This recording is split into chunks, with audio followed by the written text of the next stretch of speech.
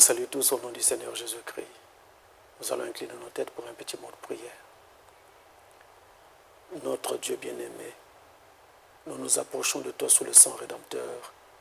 Demandons grâce et miséricorde au travers de ce moment pour que la grâce de Dieu par le Saint-Esprit nous inspire et que nous soyons fortifiés par ta parole ici et partout ailleurs au travers du monde où tes enfants sont connectés à nous et nous suivent. Permets donc que par le Saint-Esprit, la parole soit apportée à nos cœurs et qu'elle nous fortifie et qu'elle nous prépare également pour te rencontrer. Nous prions, Père Céleste, au Dieu, que tu puisses faire en sorte que celui qui ne t'avait pas encore connu te connaisse au travers de ce moment. Nous avons remis toutes choses entre tes mains, en ayant également une pensée pour les gens qui souffrent en ce moment, Père, afin que ta miséricorde se révèle aux hommes. Au nom de Jésus-Christ. Amen. Aujourd'hui, nous nous retrouvons de nouveau pour notre culte dominical et nous le faisons encore à distance comme le dimanche passé et nous comptons sur l'aide du Seigneur pour avoir une occasion de partager ensemble la parole de Dieu de nouveau avec l'assistance du Saint-Esprit. Avant d'ouvrir mes propos, je voudrais ici exprimer une pensée pour les personnes qui sont malades, pour les personnes qui sont atteintes du Covid-19 et pour les familles endeuillées. Nous participons à leur peine et nous souffrons avec eux. Mais au-delà des regrets et de la souffrance que nous pouvons donc ressentir dans nos cœurs par rapport à tout ce qui se passe en ce moment sur la terre, nous avons le devoir de réflexion afin de voir comment nous pouvons orienter nos vies, orienter nos pas avec le Seigneur. Pour ce faire, je vous invite donc à prendre vos Bibles et nous allons ouvrir dans le livre de Psaumes. Vous pouvez rester assis dans vos maisons. Nous prenons le livre de Psaumes au chapitre 112 et nous allons lire les versets 1 et les versets 7, autour donc desquels nous allons réfléchir un peu ce matin. Psaume chapitre 112, verset 1 et verset 7. Nous prenons juste ces deux versets et nous lisons au nom du Seigneur. Le verset 1. Louez l'Éternel, heureux l'homme qui craint l'Éternel, qui trouve un grand plaisir à ses commandements. Il ne craint point les mauvaises nouvelles. Son cœur est ferme, confiant en l'Éternel.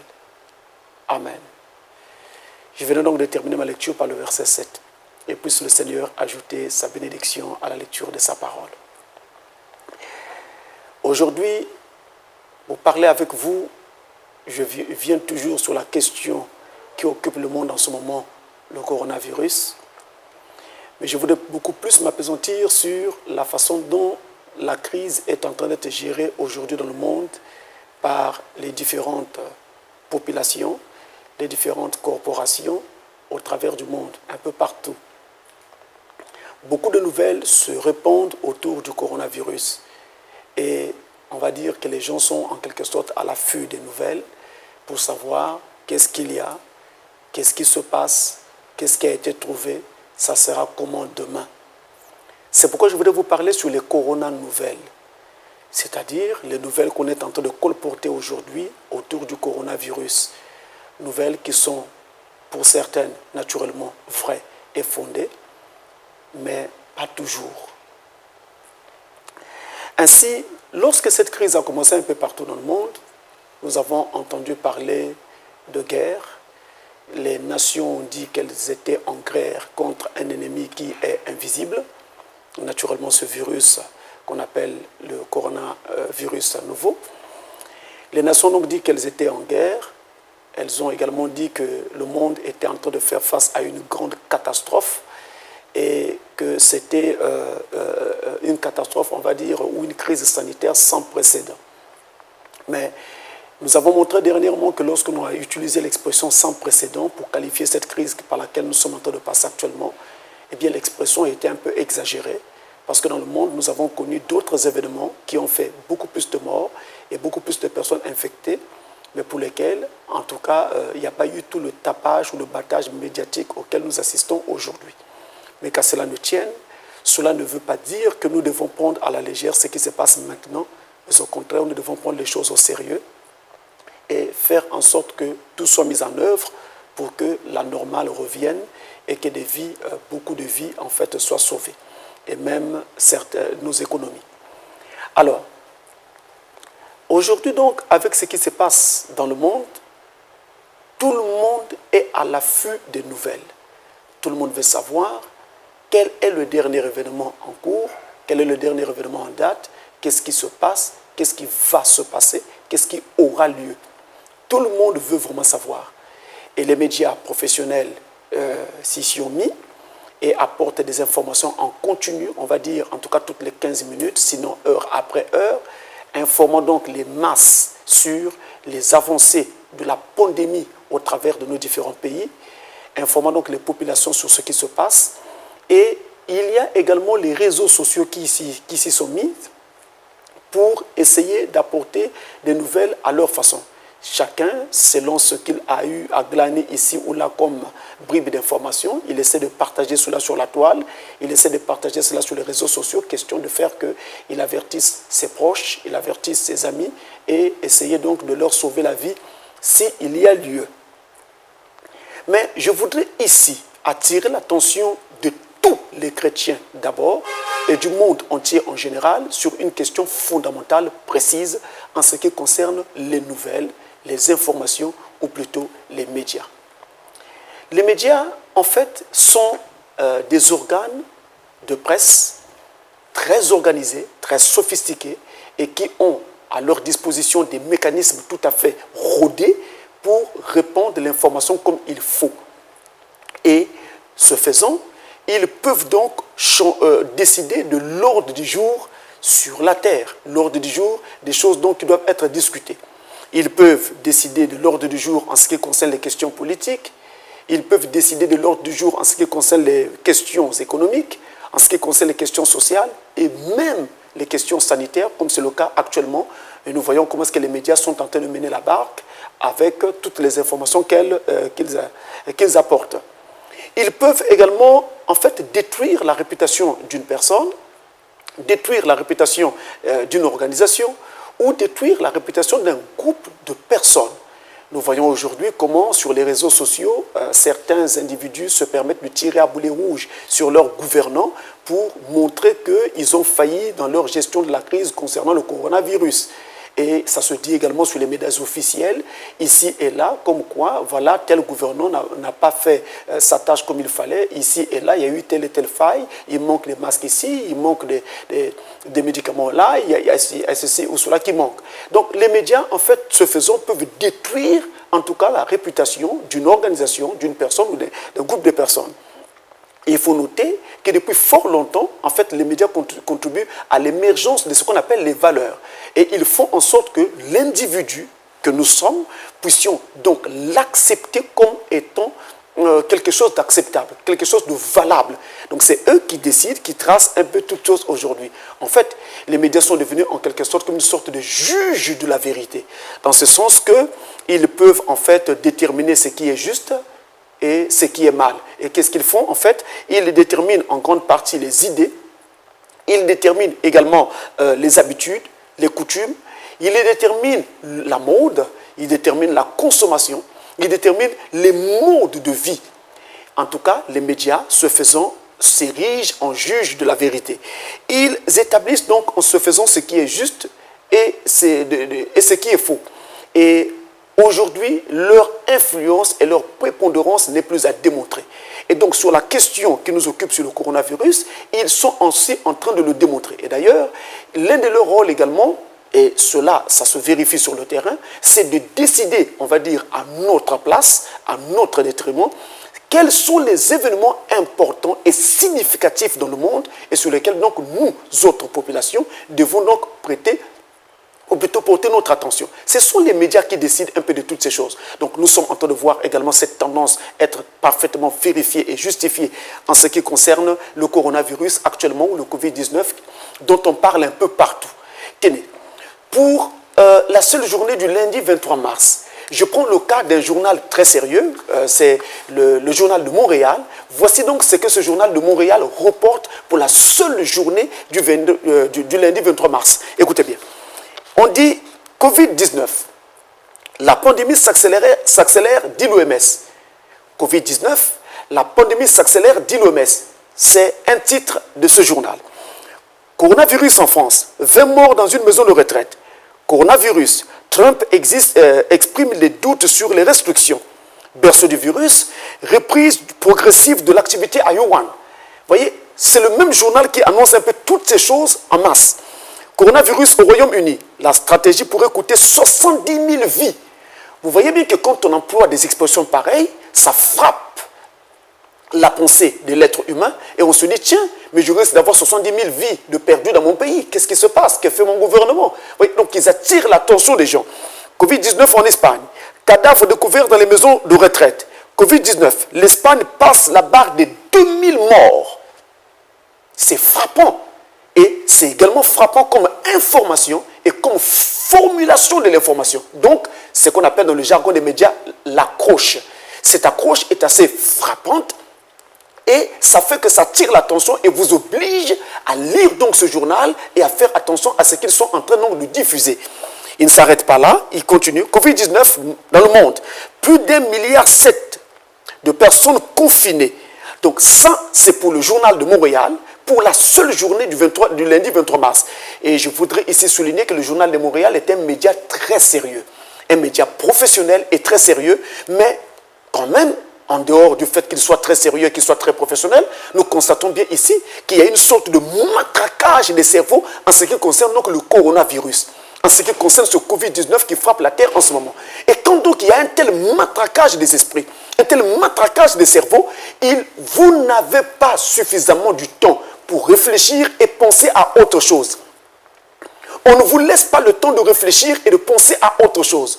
On ne vous laisse pas le temps de vous calmer et de vous orienter vers autre chose. Et toute votre pensée est occupée par ces nouvelles foudroyantes, ces nouvelles frappantes et ces nouvelles qui vous annoncent que la mort pourrait frapper à votre porte à n'importe quel moment.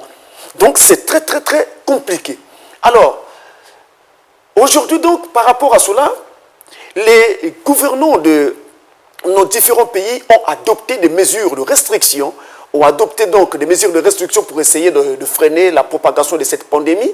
Et ils ont également proposé des consignes que la population devra donc observer afin que cette épidémie n'avance pas. Maintenant, il y a un problème du côté des chrétiens. Les chrétiens se posent la question, est-ce que nous, autres chrétiens, nous devons suivre les ordonnances que nos gouvernants nous donnent? Je parle aux chrétiens de tous les différents pays qui sont connectés à moi en ce moment. Et moi, pasteur Francis, je vous réponds tout de suite en vous disant ceci. Oui, quoi que nous soyons chrétiens, nous devons observer les consignes données par nos gouvernants. Nous devons observer les consignes données par les responsables de santé publique dans nos différents pays.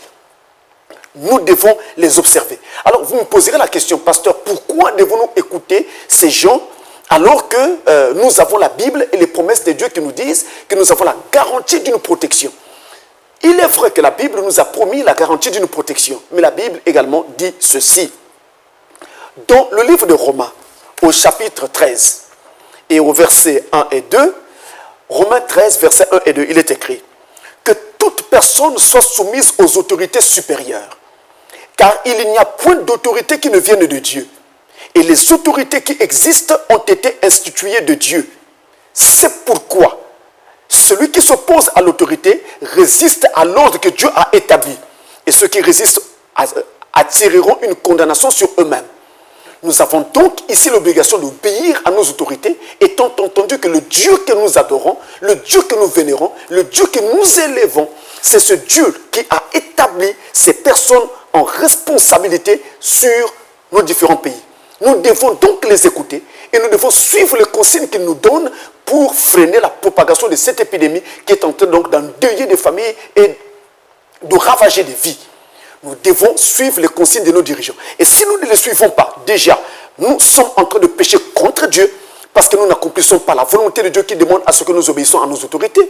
Et ensuite, nous sommes en train d'enfreindre la loi. Et si donc celui qui porte le glaive, le magistrat, venait donc à nous surprendre, nous serons punis. Et punis à raison, parce que nous aurons brisé une loi. Et même Dieu ne nous soutiendra pas. Donc être chrétien ne nous donne pas le droit d'aller faire tout et n'importe quoi. Mais être chrétien nous demande également d'être des hommes sensés, des hommes équilibrés et des hommes donc qui savent écouter les ordonnances que données dans leur pays. Ensuite, dans nos différents pays dans lesquels nous sommes, chrétiens que nous sommes, eh bien, ce sont nos autorités, nos dirigeants qui sont les mieux placés pour nous informer en ce qui concerne l'évolution de cette pandémie. Nos dirigeants sont les mieux placés. C'est eux qui ont toutes les données statistiques, qu'ils veuillent les communiquer ou pas, qu'ils les communiquent ou pas. C'est eux qui détiennent les statistiques. C'est eux qui ont donc, en fait, toutes les données nécessaires pour nous dire où nous en sommes avec la maladie. Ainsi donc, Pasteur Francis vous demande, dans les différents pays où vous êtes, d'écouter les dirigeants de votre pays et d'obéir aux ordonnances, de suivre les consignes qui vous sont données. C'est eux qui maîtrisent en fait l'évolution de la maladie dans votre pays, dans votre département, dans votre province, dans votre région ou dans votre ville. Nous devons donc suivre ce qu'ils nous disent. Et dans ce qu'ils nous ont dit, il y a ce qu'on appelle l'observation des gestes barrières. Et il n'y a pas que nos gouvernants qui l'ont dit. L'OMS, l'Organisation mondiale de la santé, a édicté les mêmes choses. Et d'ailleurs, ce sont ces ordonnances de l'OMS que nos dirigeants prennent et essaient donc de nous communiquer afin que l'épidémie soit donc freinée. Et qu'est-ce que nous constatons? Dans nos villes, actuellement, les gens n'ont pas le souci d'obéir à ces consignes et de les suivre. Ils toussent librement, ils continuent même à se saluer librement. Ce qui ne se devrait pas. C'est un manque de sagesse criard. Notez ceci. Dans les ordonnances qui nous ont été données, on a les consignes qui nous ont été données, et l'OMS le dit, nous devons, si nous avons envie de nous saluer, de ne plus nous saluer en nous serrant la main, mais nous devons nous saluer à distance. Je disais dimanche dernier que les personnes que nous aimons, ce ne sont pas dans nos mains que nous les portons, mais nous les portons dans nos cœurs. L'amour est dans le cœur, et c'est dans le cœur que nous portons les personnes que nous aimons, pas dans nos mains. Ainsi, ne pas se saluer ne veut pas dire que nous ne nous aimons plus. Observons cette ordonnance, ça va sauver des vies. De l'autre côté, il est question que lorsque nous voulons éternuer ou tousser, nous devons tousser dans le creux de notre coude en faisant ce geste.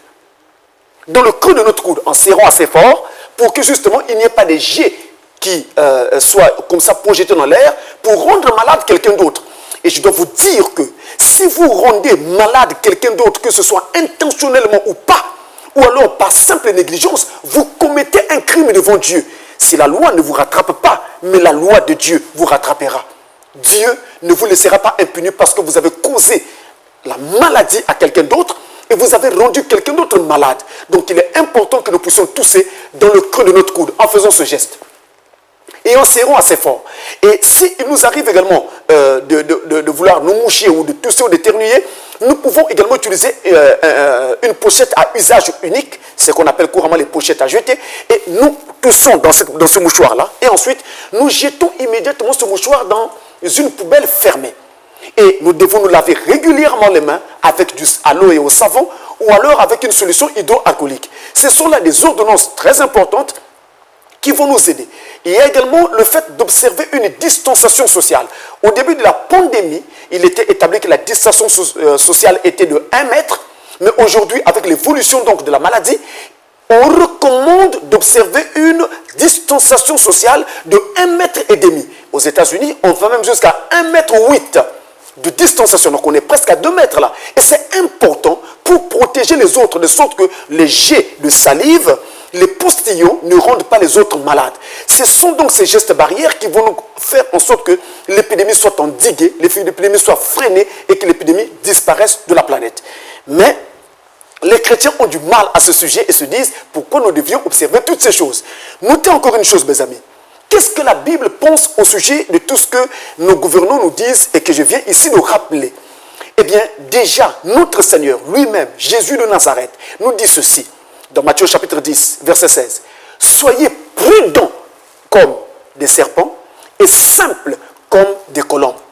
Soyez prudents comme des serpents. C'est la seule notion de la Bible pour laquelle la Bible nous demande de ressembler au serpent.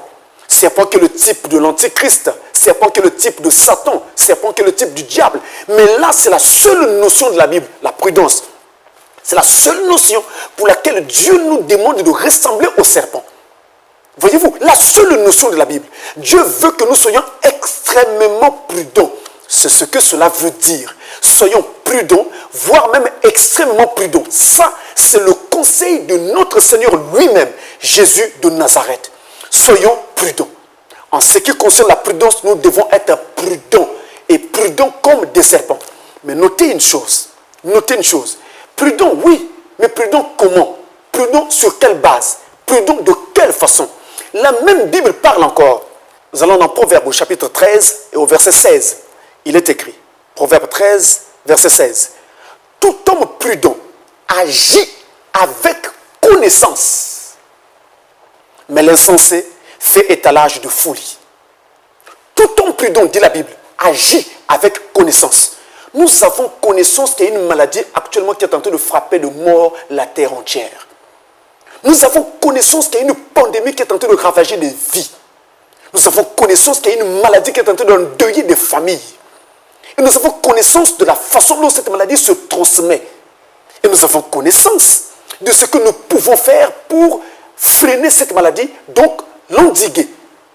Mais si nous sommes prudents, nous devons donc utiliser cette connaissance et agir alors sur cette base.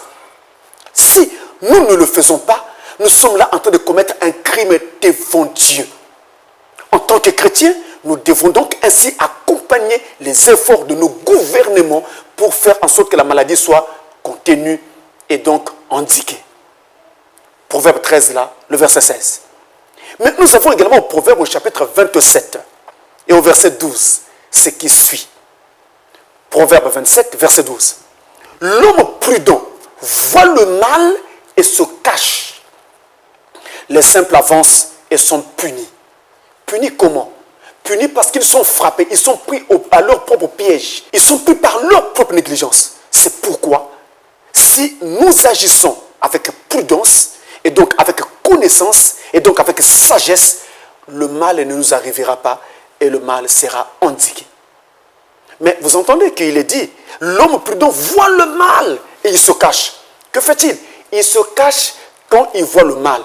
Attention, ne prenez pas simplement le mal comme étant le péché. Le péché est le mal, c'est vrai. Mais la maladie aussi est un mal. N'oubliez pas que ce soit le péché, que ce soit la maladie, c'est Satan qui est à la base de toutes ces choses.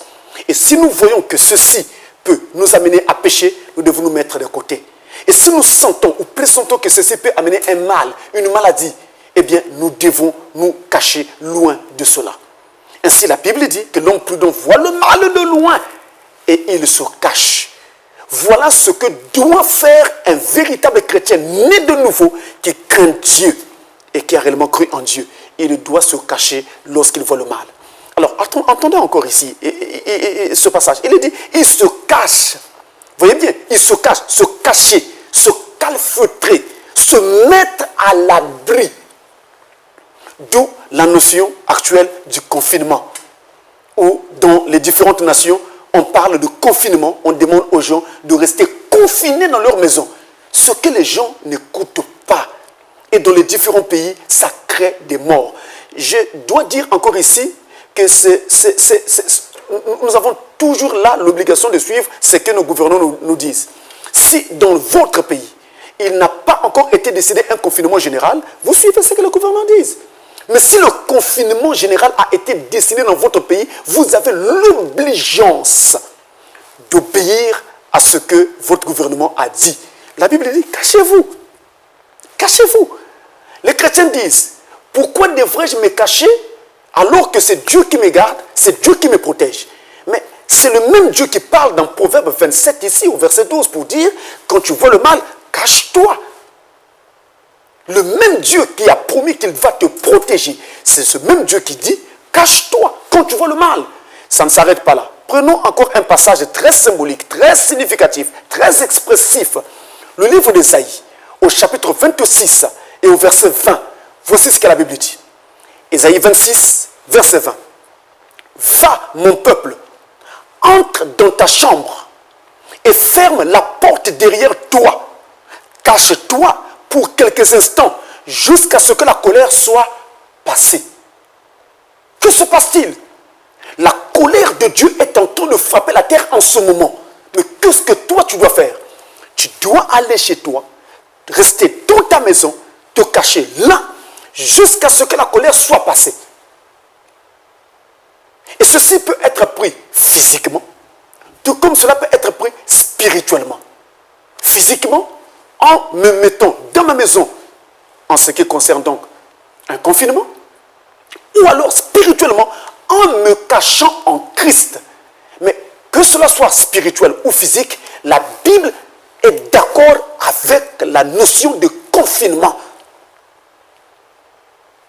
La Bible est d'accord avec le fait d'être caché dans sa maison pour qu'on ne soit pas atteint de maladie ou alors pour qu'on ne rende pas les autres malades. J'entends les gens dire, non, non, non, si on ferme les marchés, si on ferme ceci, nous ferons cela, nous allons faire du scandale. Mais vous allez faire du scandale contre qui? Tout ce qu'on est en train d'essayer de faire, c'est on essaie de protéger vos vies. Et on essaie aussi de faire que par vous, d'autres vies soient encore protégées. Et donc c'est pour notre plus grand bien. En tout cas, ça crée quelques souffrances, mais des souffrances pour un instant, pour un peu de temps, pour que la vie reprenne. Donc on n'a pas besoin de penser que quelque chose est en train d'être fait contre vous de façon expresse. Mais c'est simplement qu'il s'agit là d'un cas qui touche la terre entière et on a donc besoin de suivre les indications qui nous sont données et la Bible n'est pas contre ces différentes indications. La Bible est d'accord avec cela.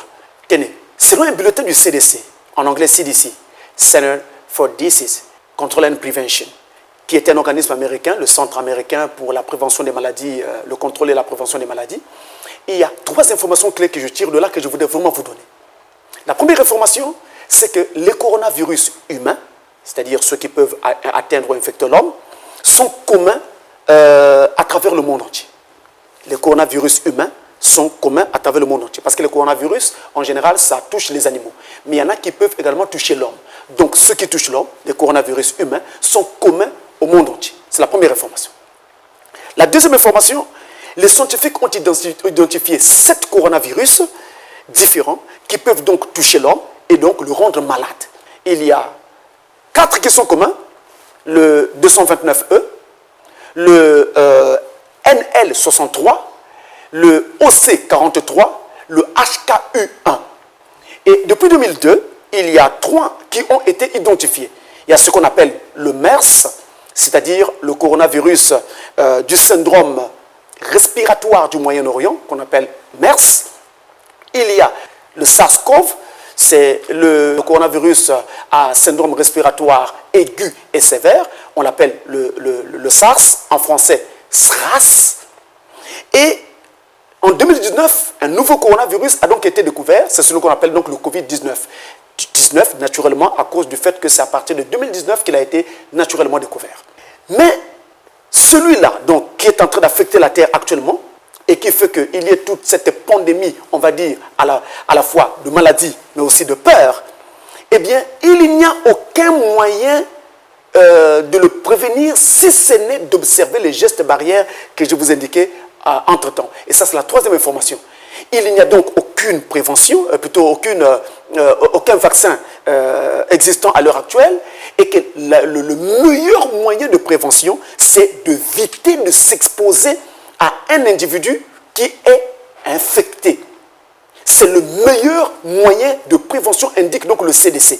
Et il y a également une autre information, toujours dans ce 3e point, que les masques standards que nous essayons d'utiliser ça et là, en tout cas, il n'y a pas d'assurance que ça puisse protéger un individu sain.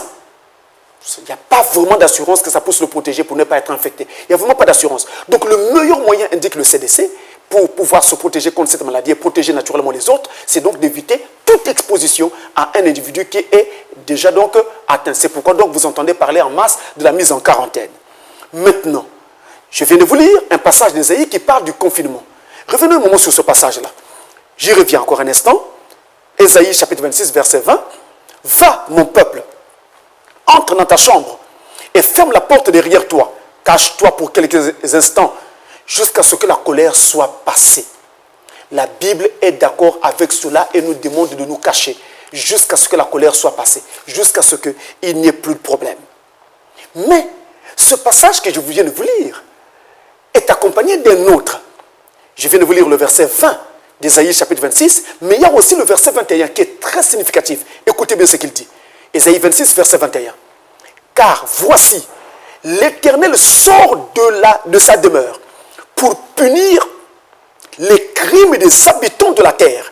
Et la terre mettra le sang à nu et ne couvrira plus les meurtres. Voici ce que dit le verset qui vient juste après. Autrement dit, ceci n'engage que moi, pendant que je vais le dire. Le Covid-19 auquel nous assistons actuellement est un jugement divin. Peu importe qui a fait quoi, qui a commencé quoi, qui est responsable de quoi, peu importe que cela soit naturel ou créé je ne sais de quelle façon, peu importe, tout a été permis par Dieu parce que rien n'arrive sur la terre sans que l'Éternel ne le permette. Et la Bible dit, rien n'arrive sur la terre sans que l'Éternel n'en soit l'auteur. Donc c'est Dieu qui a permis ce à quoi nous sommes en train d'assister maintenant. Mais ce jugement est appelé dans la Bible un jugement temporaire. Ce n'est pas un jugement définitif. Ce n'est pas un jugement final. Quand arrivera le jugement final, le monde prendra fin. Voilà pourquoi dernièrement, dimanche passé, je vous ai dit que le Covid-19 ne soulignera pas ou ne sanctionnera pas la fin du monde. Le Covid-19 ne débouchera pas sur la fin du monde. Ceci est un signe supplémentaire de la fin des temps ou de la venue du Seigneur, mais ça ne va pas maintenant et tout de suite mettre un terme à toute chose. Mais c'est quand même un jugement venant de Dieu. Dieu est sorti de sa demeure pour punir les crimes et les péchés de la terre. C'est ce à quoi donc nous sommes en train d'assister. Et le prophète de Dieu, William Marion Branham, a parlé longuement là-dessus, sur cette question. Et il a dit beaucoup de choses, je crois, qui vont nous être utiles, surtout dans une heure comme celle-ci, où tout est grave, où tout bascule dans tous les sens, et où il y a une véritable pandémie de panique un peu partout. Et la psychose atteint une bonne partie de la population de la terre. Voici ce que le messager de Dieu, confirmé par une colonne de feu, a dit en ces derniers jours. Suivez-moi attentivement. Frère Branham dit, dans la prédication, la tempête qui approche, en anglais, elle a été prêchée, cette prédication a été prêchée le 29 février 1960. 29 février 1960, au paragraphe 107. I'm told in the Bible that there'll be a time coming for those who are not in this wonderful sunlight. La Bible me dit que dans les derniers jours, il y aura un temps où ceux qui ne sont pas dans cette lumière merveilleuse du Fils, that the force of the earth will eat the flesh of them, que les oiseaux du ciel vont manger leur chair. That diseases is on this road, que ces maladies sont en route. That the doctors will never be able to stop. Des maladies que les docteurs ne seront pas capables d'arrêter. Un peu comme ce à quoi nous sommes en train d'assister maintenant. Aucun pays n'a un traitement à proprement parler. C'est ce à quoi nous sommes en train d'assister. Et Frère Branham le dit en 1960. It's the plagues of God. Ce sont des plaies de Dieu. The Egyptian doctors, which was far smarter than ours today, les docteurs égyptiens qui étaient plus intelligents que les nôtres aujourd'hui, could not stop the plagues of God, n'avaient pas été capables d'arrêter les plaies de Dieu en ce temps-là. Neither could the soothsayers of the impersonators, pas encore moins leurs devins ou leurs imitateurs, c'est-à-dire des gens qui n'avaient pas été envoyés par Dieu, mais qui essayaient de se tenir dans la brèche pour essayer de faire un travail pour lequel ils n'avaient pas été ordonnés. Ils essaient d'imiter ce que Moïse était en train de faire sans aucun mandat divin pour le faire. C'est une heure grave. À une heure grave comme celle-ci, vous voyez bien que la plupart des pays sont obligés de compter sur leurs scientifiques. Et ils ont besoin des recommandations de leurs scientifiques pour savoir quoi faire. L'Église aussi a besoin des recommandations d'un homme ou un pour savoir quoi faire. L'homme ou un que je connaisse dans cet âge, c'est le messager de l'heure, William Marion Branham. Et à côté de lui, Dieu a aussi établi des Éphésiens 4 sérieux, avec un ministère sérieux, mandaté par lui-même. et qui vont donc dire au peuple ce qu'il faut pour que le peuple soit parfaitement préparé au travers de ces événements et aussi pour la venue du Seigneur. Ces gens ne sont pas des imitateurs. Ils ont un mandat réel, un mandat divin. Et Dieu prouve qu'il est avec eux. Ils ne sont pas des imitateurs. Et il continue. It took Goshen and the power of God to hold his people under the blood of a lamb. Il fallait Goshen et la puissance de Dieu pour garder le peuple sous le sang de l'agneau. The Holy Spirit is that door today. Le Saint-Esprit est cette porte aujourd'hui. The Holy Spirit is that safety today. Le Saint-Esprit est cette sécurité aujourd'hui. Vous voulez la sécurité? Aujourd'hui, c'est le Saint-Esprit. William Marion Branham, le messager du 7e âge de l'Église, le messager du temps de la fin, confirmé par une colonne de feu, dit que la sécurité aujourd'hui, c'est le Saint-Esprit. Il ne s'agit pas d'être membre de l'Église. Il ne s'agit pas d'être membre d'un groupuscule religieux.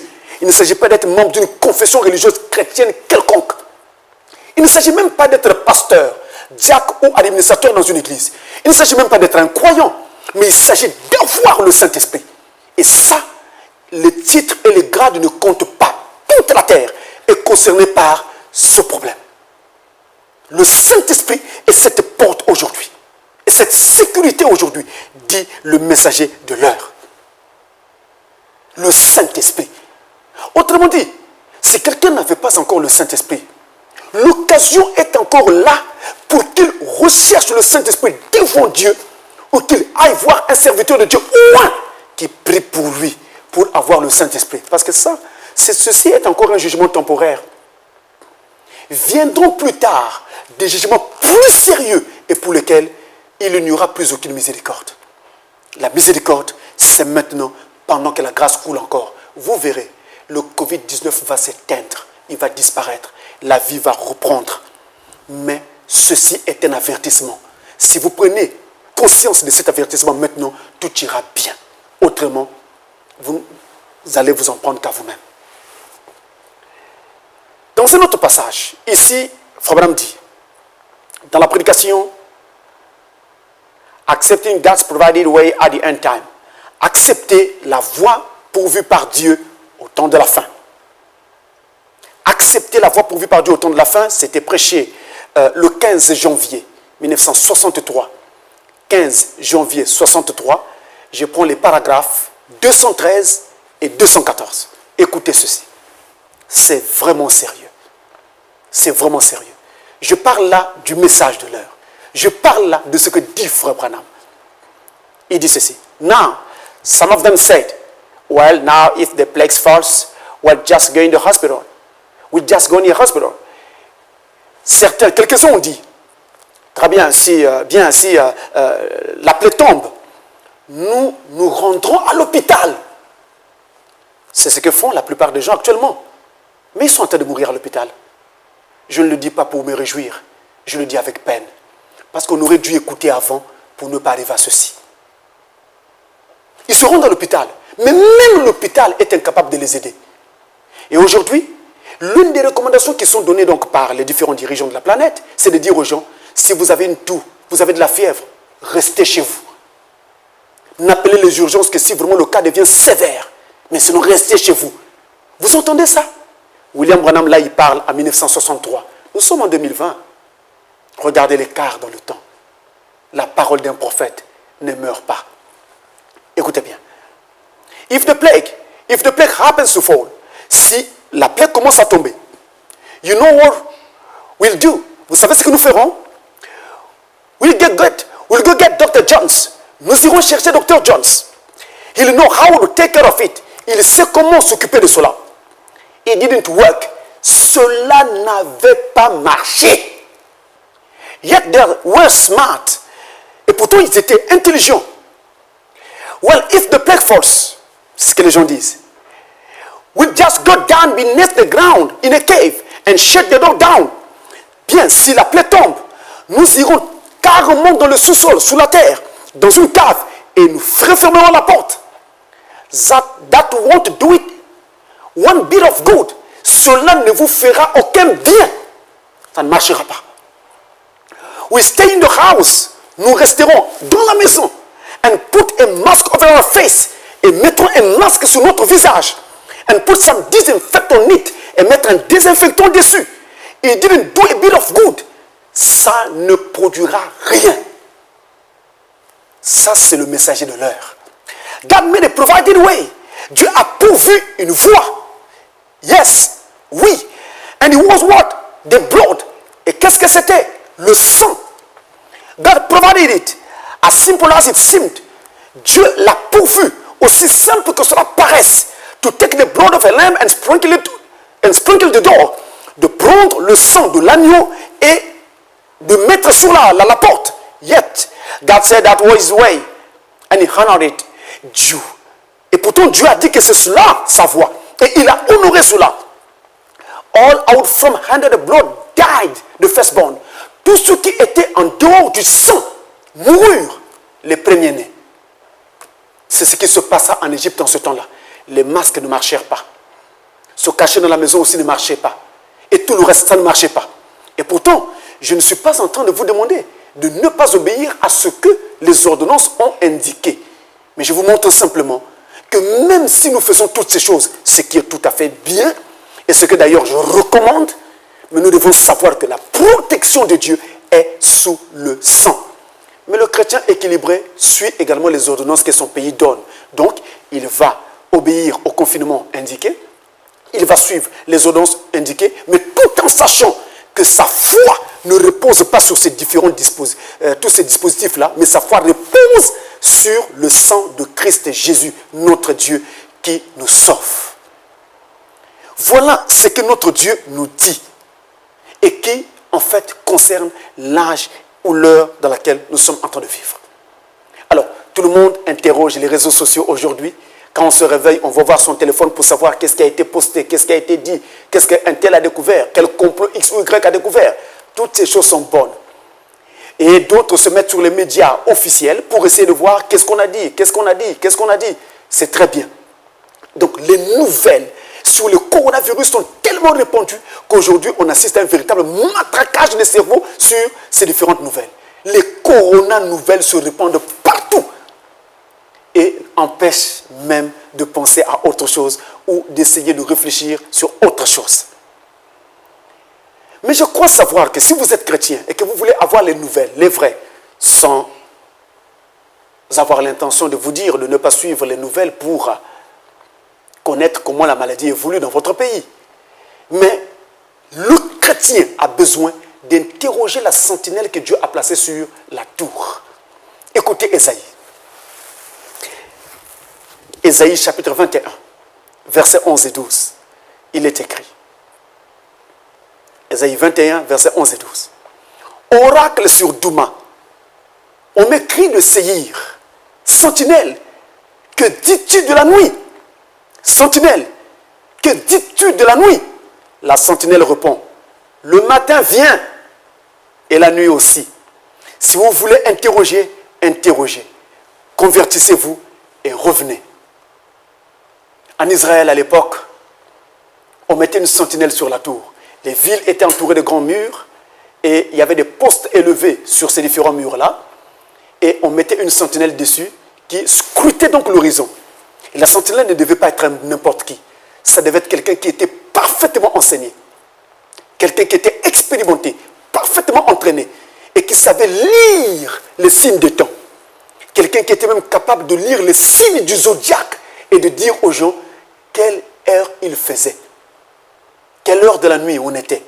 Et quand quelqu'un chez lui manquait de sommeil et il n'arrivait pas à dormir, alors il se levait au milieu de la nuit, il sortait, il jetait les regards sur la sentinelle qui était sur la tour et lui demandait « Sentinelle, que dis-tu de la nuit ?»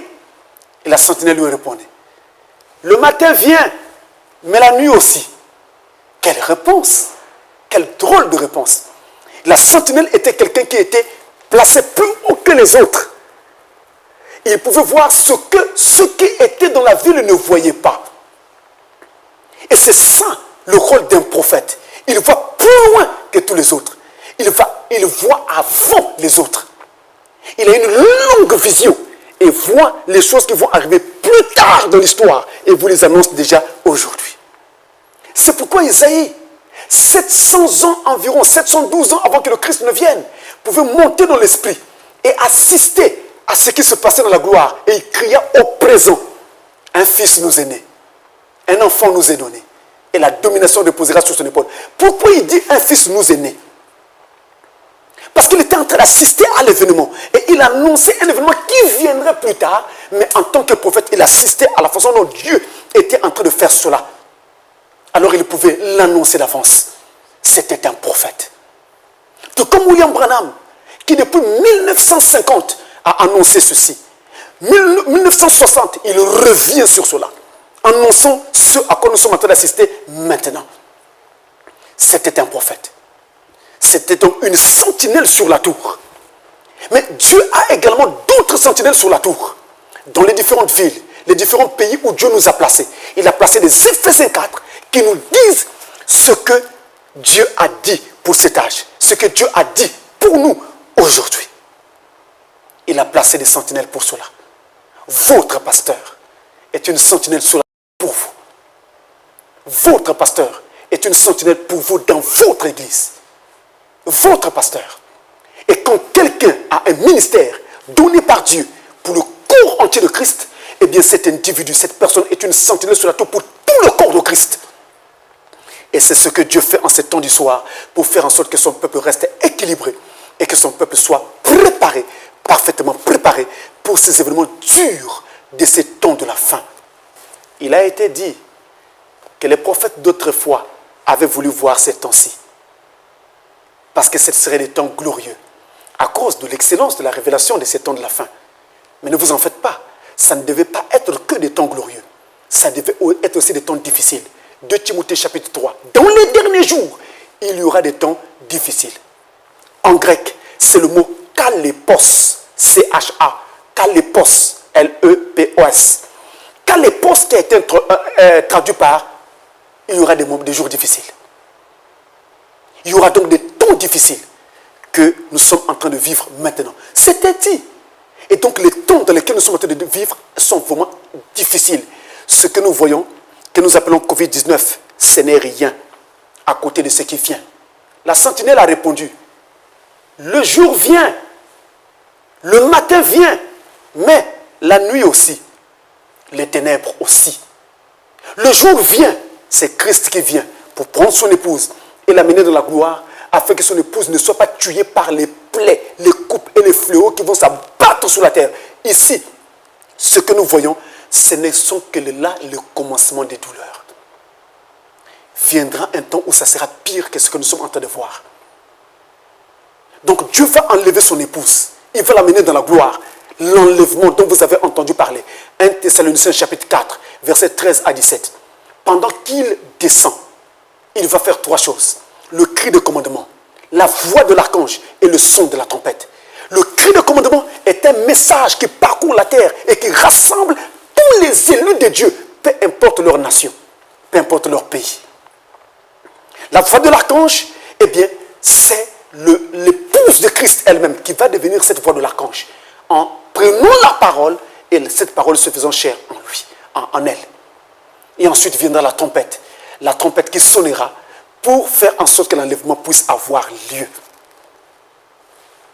Mes frères, l'heure est grave. Le temps de la distraction est passé. Le temps de dire, moi, mon église, c'est passé. Maintenant, nous avons tous besoin d'être face à face avec Christ et de se poser la question, suis-je prêt? Parce que ton pasteur te dit, mais toi, est-ce que tu es prêt? Regarde la Bible. Est-ce que dans ton église, la parole de Dieu est enseignée fidèlement, profondément, avec précision? Et est-ce que dans ton église, le son de cloche que tu entends, de l'évangile que tu entends, c'est un son qui te prépare à la venue de Christ? Ou ce n'est qu'un son qui te prépare à la prospérité matérielle, comme c'est devenu la coutume dans les églises aujourd'hui? Est-ce que c'est un son qui ne parle que de guérison divine? Ou c'est un son qui prépare ton âme? La guérison divine passera. Tu peux être malade aujourd'hui. On prie pour toi, tu es guéri. Demain, tu tomberas encore malade. D'une autre maladie, peu importe laquelle. C'est pourquoi la chose la plus importante, c'est la préparation de notre âme. Le matin vient, mais la nuit aussi. La nuit, les fléaux arrivent. Les malheurs arrivent. Pardonnez-moi, je n'ai pas d'autre choix que de vous dire ce que la parole de Dieu dit. Je peux être pris aujourd'hui comme un fanatique, comme un fou. Ça n'a pas d'importance. De toute façon, ce n'est pas l'amour des gens que je recherche. Mais j'essaye d'avertir le plus grand nombre afin que ceux qui peuvent prêter attention et écouter, ils vont échapper. Parce qu'il y a pire qui arrive. Tenez, allons dans le livre de l'Apocalypse, au chapitre 9. Apocalypse 9, verset 1 jusqu'à 5. Le cinquième ange sonna de la trompette, et je vis une étoile qui était tombée du ciel sur la terre. La clé du puits de l'abîme lui fut donnée, et elle ouvrit le puits de l'abîme, et il monta du puits une fumée comme la fumée d'une grande fournaise. Et le soleil et l'air furent obscurcis par la fumée du puits. De la fumée sortirent des sauterelles, des esprits, c'est des démons, qui se répandirent sur la terre. Et il leur fut donné un pouvoir comme le pouvoir qu'ont les scorpions de la terre. Il leur fut dit de ne pas faire de mal à l'herbe de la terre, ni à aucune verdure, ni à aucun arbre, mais seulement aux hommes qui n'avaient pas le sceau de Dieu sur le front. Les hommes qui n'ont pas le Saint-Esprit, qui n'avaient pas le Saint-Esprit. C'est ça le sceau de Dieu. Il leur fut donné, non de les tuer, mais de les tourmenter pendant 5 mois. Et le tourment qu'elles causaient était comme le tourment que causent les scorpions quand ils piquent un homme. Avec le Covid-19, il y a des morts. Mais je vous apprends que les jugements qui viennent, il n'y aura pas de mort. Les gens souffriront, pleureront, crieront, pourriront dans leur chair et demanderont de mourir. Mais la mort ne viendra pas. Quand ces fléaux vont commencer à s'abattre en masse pendant les 3 ans et demi de la grande tribulation, l'épouse de Christ sera déjà dans la gloire. En ce temps-là, il y en aura qui diront aux montagnes, tombez sur nous, cachez-nous de la colère du très haut. Cela ne sera plus possible. Il y en aura qui voudront se suicider en s'enfonçant des couteaux ou autres. Ça ne sera plus possible. La mort sera écartée pour qu'ils payent pour les péchés qu'ils ont commis quand ils étaient sur la terre. Mes frères, ce monde a un créateur. Et nous avons trop provoqué sa colère. Toutes les nations, nous l'avons mis de côté. Ceux qui ont bâti nos civilisations ont rejeté la pierre principale. Et c'est cette pierre principale qui est devenue la principale de l'angle dans la pyramide de l'Église. Et regardez où nous en sommes, où nous arrivons. Regardez ce que nous subissons. Regardez les familles endeuillées. Regardez les larmes, les cris, les pleurs, la panique, l'angoisse. Regardez. Parce que nous avons rejeté Christ, notre Dieu, notre Créateur. Tenez, regardez encore ce passage. Ézéchiel chapitre 9, versets 3 à 7. La gloire du Dieu d'Israël s'éleva du chérubin sur lequel elle était et se dirigea vers le seuil de la maison. Et il appela l'homme vêtu de lin. Le lin représente les œuvres justes des saints. L'homme vêtu de lin, c'est le Saint-Esprit. Il appela l'homme vêtu de lin et portant une écritoire à la ceinture. Une écritoire à la ceinture. Parce qu'il devait utiliser cela pour sceller le cœur de ceux qui appartiennent à Dieu, de ceux qui prêtent attention à ce que je dis maintenant. La gloire de Dieu, c'est la Shekinah, c'est Dieu dans la colonne de feu. L'Éternel lui dit, passe au milieu de la ville, au milieu de Jérusalem, et fais une marque sur le front des hommes qui soupirent et qui gémissent à cause de toutes les abominations qui s'y commettent. Et à mes oreilles, il dit aux autres, passez après lui dans la ville et frappez, que votre œil soit sans pitié et n'ayez point de miséricorde. Tuez, détruisez les vieillards, les jeunes hommes, les vierges. La virginité ne veut rien dire sans Christ dans le cœur. Les enfants et les femmes, Mais n'approchez pas de quiconque aura sur lui la marque de Dieu. C'est le sceau de Dieu, c'est le baptême du Saint-Esprit. Et commencez par mon sanctuaire. Ils commencèrent par les anciens qui étaient dans la maison. Commencez par mon sanctuaire, ça veut dire la maison de Dieu. Autrement dit, ne pensez pas que parce que vous fréquentez une église, que vous allez forcément échapper. Fréquenter une église ne donne pas la possibilité d'échapper. Mais c'est être né de nouveau du Saint-Esprit. Être baptisé du Saint-Esprit et avoir Christ dans le cœur. C'est ça qui sauve. Avoir les citations de Frère Branham dans la tête ne sauvera pas. Avoir les passages bibliques dans la tête ou dans le cœur ne sauvera pas. Mais c'est voir ces passages de Frère Branham et de la Bible être votre vie. Diriger tous vos pas dans l'amour. Dans l'amour. Parce que c'est ça le sommet du discours, l'amour. C'est ça qui fera que vous échappez. Si vous avez le Saint-Esprit, vous aurez de l'amour dans votre cœur vis-à-vis d'un frère, vis-à-vis d'une sœur. Vous n'aurez pas de haine vis-à-vis des gens. Frère Branham le prophète a dit, celui qui a le Saint-Esprit dans son cœur supportera patiemment les erreurs de quelqu'un d'autre. Ce n'est pas ce qui se fait dans nos églises. Ce n'est pas ce qui se fait dans nos églises. Même dans nos églises du message, ce n'est pas ce qui se fait. Il y a un problème.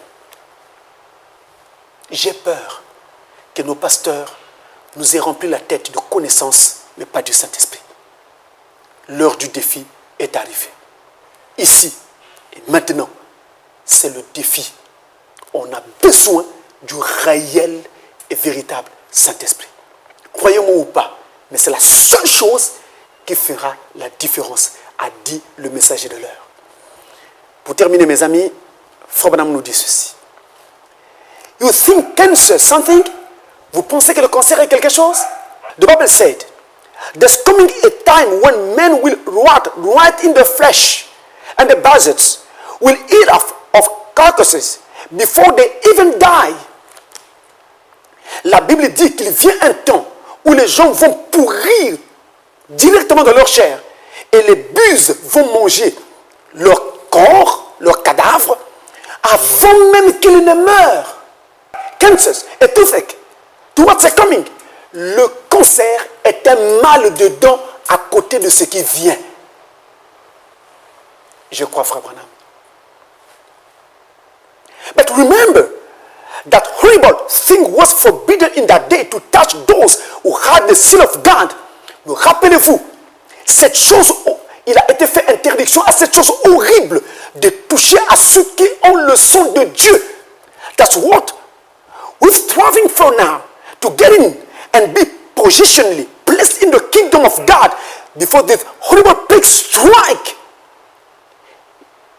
C'est ce pourquoi nous combattons maintenant pour entrer et être placés positionnellement dans le corps de Christ afin que ces plaies ne frappent. Il dit deux choses très importantes. Il dit ce qui vient là, trois choses même. Il dit ce qui vient, le cancer ne peut même pas se comparer à cela. Le cancer, pour lequel aujourd'hui encore il y a un problème de traitement. Le cancer est un mal de dents à côté des fléaux et des plaies qui viennent. Pas le Covid-19, ce n'est rien. Le Covid-19 est un mal de dents à côté de ce qui vient. Et il montre que quand ces choses arriveront, les gens pourriront pendant qu'ils seront encore vivants dans leur chair. Et les buses, les oiseaux du ciel et autres viendront manger leur chair pendant qu'ils seront encore en vie. Quand ces choses vont commencer à frapper la terre. Et il montre que c'est pourquoi maintenant nous combattons pour faire quoi? Un, pour rentrer dans le corps de Christ. Comment rentrons dans le corps de Christ? Par le baptême du Saint-Esprit. Deux, pour être placé positionnellement dans le corps. C'est quoi être placé positionnellement dans le corps? C'est l'adoption. Autrement dit, si vous n'êtes pas adopté, si votre pasteur ne vous conduit pas jusqu'à l'adoption, si votre pasteur n'a pas suffisamment de soucis pour vos âmes, pour prêcher de façon sérieuse et appliquée, et vous amener, un, au baptême du Saint-Esprit, à la véritable nouvelle naissance, et ensuite, à l'adoption, vous êtes en train déjà de prendre la direction de la grande tribulation, au cours desquels ces fléaux vont frapper fortement la terre et vous passerez par là. Je vous invite, mes frères, recevons le Saint-Esprit maintenant et tendons à l'adoption maintenant. Je vous invite. C'est urgent, urgent. Vous savez, il n'y a que Dieu qui tient les temps et les circonstances, pas nous. Nous ne savons pas combien de temps il reste. Je ne saurais pas vous le dire.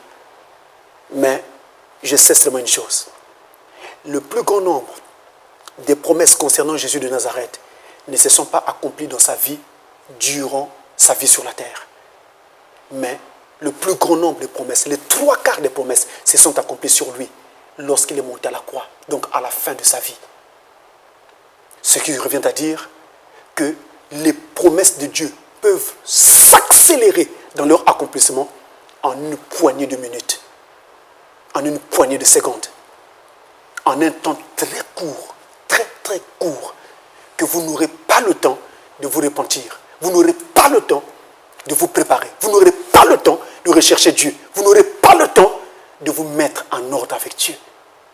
Aujourd'hui, c'est l'heure.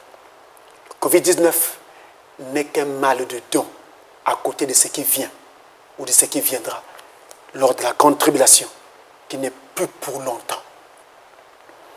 Et je crois savoir que tout le monde peut voir à présent que Dieu, avec un rien, il peut détruire toute la terre. Sans manquer de dire que c'est l'homme lui-même qui détruit la terre et ce n'est pas Dieu. En fait, l'homme lui-même pose des actes qui sont en train de détruire la terre aujourd'hui. Mais avez-vous remarqué que l'infiniment petit, un petit virus, on ne peut même pas le voir à l'œil nu, a mis la terre entière à genoux. Les grandes nations comme les États-Unis en train de se calfeutrer. La France, une puissance mondiale, calfeutée. L'Allemagne, tous les grands pays du monde, calfeutrés, à genoux. Peut-être pas à genoux économiquement, mais apeurés et paniqués, cachés dans les maisons. Pourquoi? Parce que quand Dieu décide de faire quelque chose, les armes des hommes ne peuvent pas l'arrêter. Il est Dieu, il est le Créateur. Et la Bible l'appelle Jéhovah Sabaoth, l'Éternel des armées. L'Éternel des armées, ça veut dire le Dieu qui tient l'épée au travers de ses serviteurs. Et il peut utiliser n'importe qui et n'importe quoi, je vais presque dire entre guillemets, quand il veut accomplir quelque chose. Et là, voilà, il utilise l'infiniment petit et qui fait trembler l'infiniment grand. Aujourd'hui, la terre entière, tous les pays sont en train de paniquer. Pourquoi? Un petit virus qu'on ne peut même pas voir est en train de faire paniquer toute la terre. Mais ça, ce n'est qu'une toute petite chose comme ça. Combien de fois si Dieu en faisait plus? Je vous en supplie. Revenons à Dieu pour tous ceux qui étaient loin de lui. Et accrochons-nous à Dieu pour tous ceux qui étaient déjà avec lui. Et il ne me reste plus qu'à vous dire, même si notre Dieu a donné l'ordre aux anges qui devaient donc frapper la terre, de ne pas toucher aux fils et aux filles de Dieu qui ont le baptême du Saint-Esprit dans leur cœur, c'est une merveilleuse promesse pour nous. Mais cela ne nous donne pas d'agir comme des insensés pour sortir et aller attraper bêtement la maladie, pour aller enfreindre les ordonnances et les consignes données par nos différents gouvernants, les gouvernants des pays dans lesquels vous êtes, dans lesquels nous sommes. Nous devons être sensés, nous devons être sages et nous devons être ceux-là même qui respectent les ordonnances que l'État indique, que nos gouvernements donnent. Alors, obéissons pour rester en sécurité. Obéissons pour sauver plus de vies. Obéissons pour faire en sorte que la vie reprenne au plus vite. Et que nous donnions encore là l'occasion à nos pays de ne pas souffrir un peu trop économiquement. Et que nous donnions aussi l'occasion à d'autres personnes d'entendre encore l'évangile ne serait-ce qu'un peu avant que tout ne se referme. Il ne me reste plus qu'à vous dire, acceptons Christ maintenant. Nous allons prier. Nous inclinons nos têtes. Si quelqu'un veut qu'on se souvienne de lui dans la prière, Peut-être qu'il veut accepter Christ maintenant et donner sa vie au Seigneur, qu'il lève seulement sa main, peu importe le pays du monde où il se trouve en ce moment, peu importe l'endroit de la terre où il se trouve en ce moment, qu'il lève seulement sa main et je vais prier. Dieu notre Père Céleste,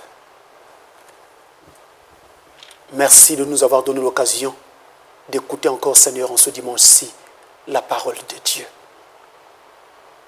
qui nous donne les nouvelles, les vraies, les bonnes, les sûres sur le Covid-19 et qui nous indique ce qui se passe exactement sur la terre, ce qui se passe concrètement et de quoi en fait il s'agit. La plupart des hommes de la terre sont en train d'assister à quelque chose, on va dire, de naturel, mais les chrétiens assistent à deux choses.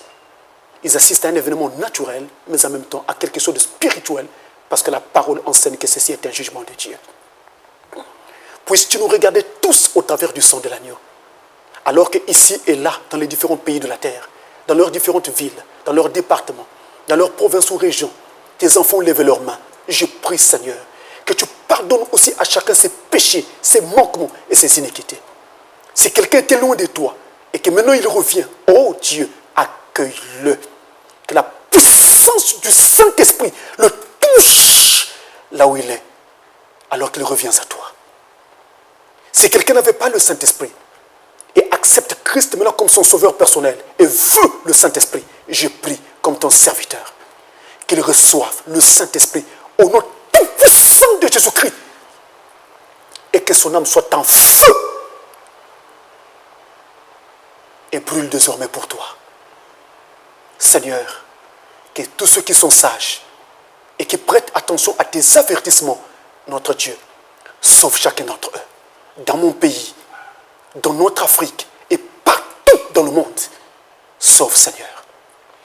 Et je te prie aussi, oh Dieu, mes deux mains levées, que tu puisses mettre sous ton sang divin chaque membre de l'épouse de Christ, quel que soit le pays où il se trouve. Ses membres, sa famille, qu'ils soient tous sous ton sang, et que cette chose horrible qui frappe la terre en ce moment, ce Covid-19, ne les touche pas au nom tout puissant de Jésus-Christ. Qu'ils soient chacun sous ton sang, ainsi que leur maison et leur famille. Je les place sous ton sang divin. Je prie qu'ils soient sous ton sang divin. Je prie qu'ils soient en sécurité. C'est ta promesse, Seigneur. Et tu ne faillis jamais. Et tu es fidèle. Que ceux, oh Dieu Tout-Puissant, qui prêtent attention, bénéficient, Seigneur, de cette protection. Même celui qui vient à peine à l'instant d'accepter Christ dans sa vie, qu'il soit protégé, et lui et sa maison. Reçois-les dans ta maison, Seigneur, et que ce feu ne les quitte plus jamais. Au demeurant, Père, je te prie, Seigneur, miséricorde sur la terre. Miséricorde, Seigneur, pour que, Père Céleste, une autre occasion soit donnée aux gens de la terre pour écouter l'évangile de Dieu. Une autre occasion soit donnée à tes serviteurs pour travailler avec beaucoup d'ardeur pour gagner davantage d'âmes à Christ. S'il te plaît, Père Tout-Puissant, retire un moment ta main afin que la plaie s'arrête. Ô Dieu Tout-Puissant, laisse qu'il en soit ainsi. Entends ma prière. Dans le nom de Jésus-Christ, le Fils de Dieu. Amen.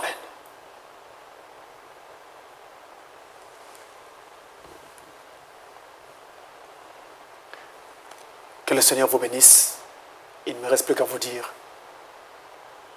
shalom sur vous et restez en sécurité.